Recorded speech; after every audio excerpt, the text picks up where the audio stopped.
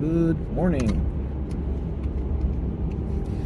I have a new pointing device, and it's one I kind of ran into and knew about but didn't really care to explore, and I don't know if it's just new and interesting or if it's just different.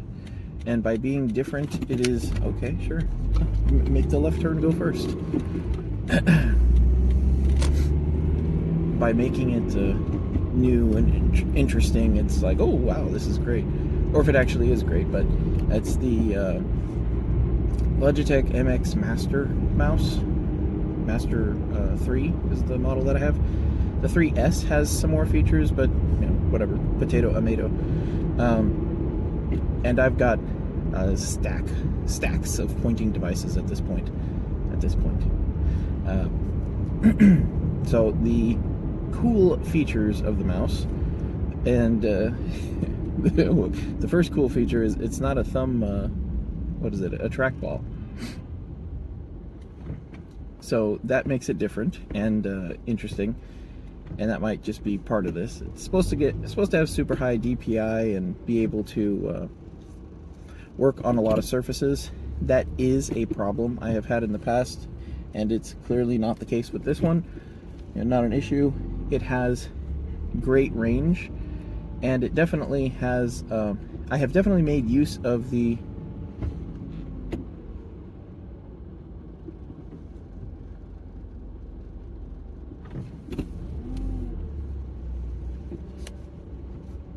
am I going around?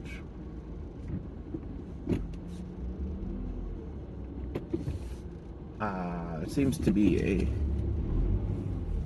car problem. There we go. Okay. There is a feature. It's like the three device memory, where you just flip it between each device, and that I've gotten some pretty solid use out of that. And I viewed that there's a Master Ergo that does kind of the same thing, and I'd wondered about that feature, but I'm kind of liking it. And let's see. So it has a really weird ratchety scroll wheel, and I think the sensitivity needs some adjusting as far as how I scroll, but it means less scrolling. It means less movement of your finger on the scroll wheel, so that is objectively good. It's just a different scrolling experience, and it's kind of fun. It's kind of interesting because it has like this weird electromagnetic ratcheting system thing, which you can turn on and off with the press of a button, so it's pretty neat. It has, this is kind of funny, it has a set of a software system, Logitech options, where you can do all kinds of interesting things, and these things are not so full featured as X mouse, and I don't remember if there's a longer name for it. It's just X-mouse, the letter X-mouse. That software has been and continues to be fantastic. I think there's one thing that it can't really do, and that's the gesture controls, which is you hold down a button and then move the pointer in a direction and use that as a gesture to be like a shortcut for something. Instead, you just assign the button, and it can do button combinations. This is about X mouse.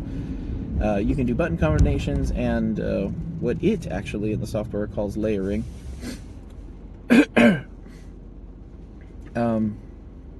And get it to the point where if you hold down one button, it flips to another layer, and then all your buttons, including your scroll wheel's directions, so if I hold down the button and scroll up, it should, it might zoom me in or something. But it makes all of the, and it makes program shifts contextual to what window you're in.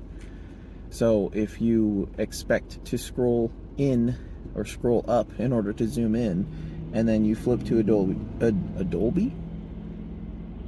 no L in there, Adobe Illustrator, and then scroll up and it just moves the sheet downward, you can set it to, I think it's Alt.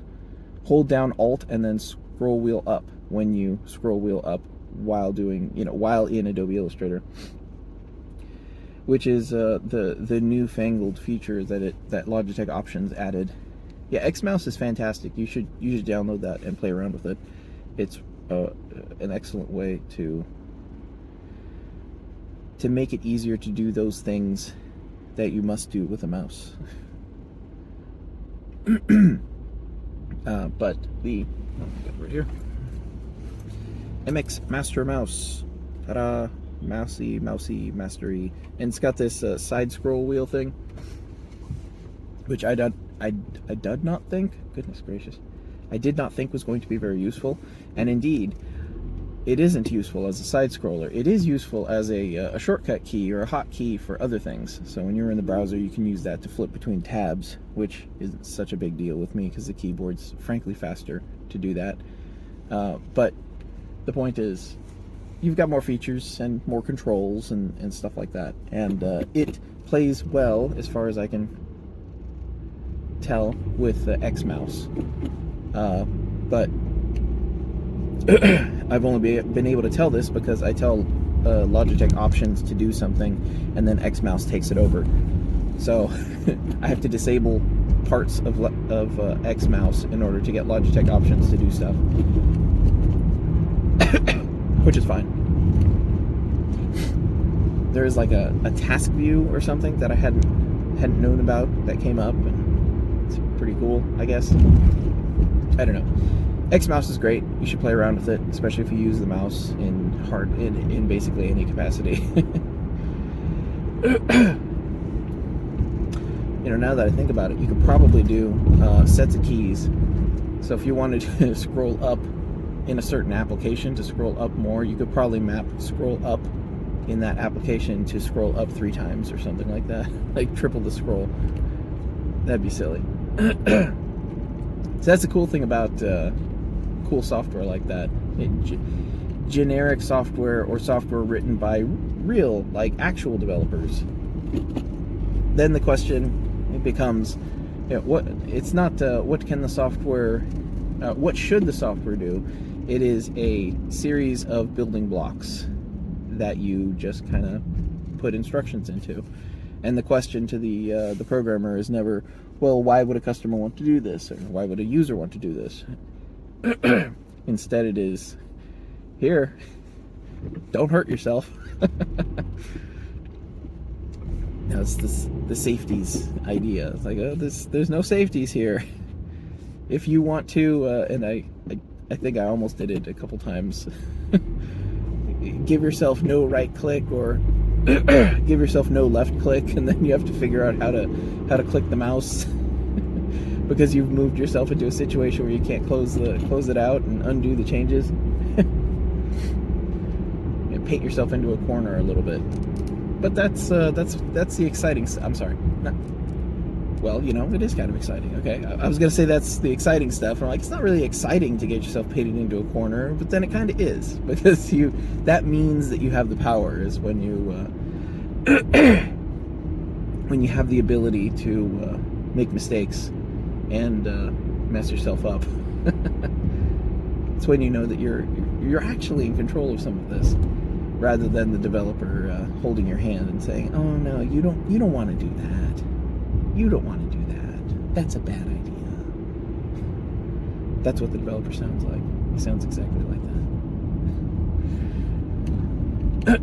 that. Oh right, so the mouse switching thing. I have an older computer at work, and it does not have Bluetooth. So I took the Logitech. Oh, by the way, the Logitech unifying receiver thing, I have never had a problem with that. I have had one receiver go bad on me. Yeah, I've had one receiver go bad on me. I don't know what happened to it, but it was pretty old. I mean, like, probably about 4 years old. Yeah. I've had one receiver go bad on me. I've had earlier Logitech unifying receivers that didn't work as well, didn't have as good a range on them.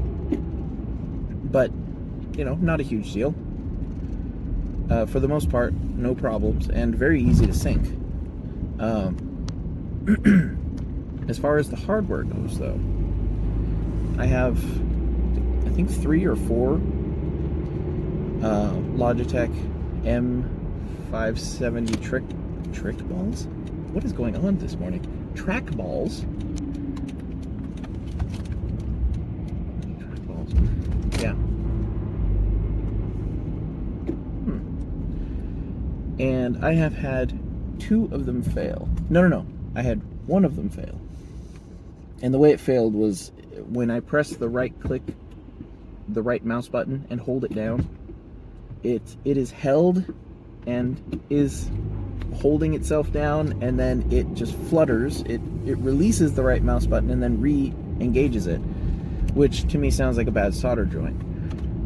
But that mouse, that M570, started to go bad after about 4 years. That was probably my oldest trackball. And I kind of figured it was an issue that I could address, and I set it aside. More recently, there is a later version of the M570, and that is the 575. I did not want to like it. I do. It is a better fit ergonomically. The pearl rollers, whatever they are better than the 570. They gather less, you know, gunk. They have to be cleaned less often. It is objectively better. However, about 18 months in, the right mouse button did the exact same thing. And I was very annoyed with it because it was new. And I opened it up and tested it out and realized that the switch itself was fine, but it started to seem like the pad had lifted. So I went ahead and, not sure exactly what to do. You know, I can short it out with a Bodge wire or something like that. That might technically be better. But I just went ahead and reflowed the solder, even though everything looked fine. Didn't look like a cold joint or anything. I just figured they've balanced the circuit board wrong, because the right click going out doesn't make sense when you use the left mouse button even more. But I'm guessing the right mouse button, this makes a lot more sense now that I'm talking about it, is improperly balanced on the circuit board support. And when you push on it, it flexes a little more every time you wear out that solder joint. Because I just reflowed the solder, and hey presto, everything's fine on the 575. And I'm going to have to do that on my 570 and get it back up and running, but it does seem like a design issue. But it definitely happened a lot faster on my 575. But they're all really good. That's it. Gotta go.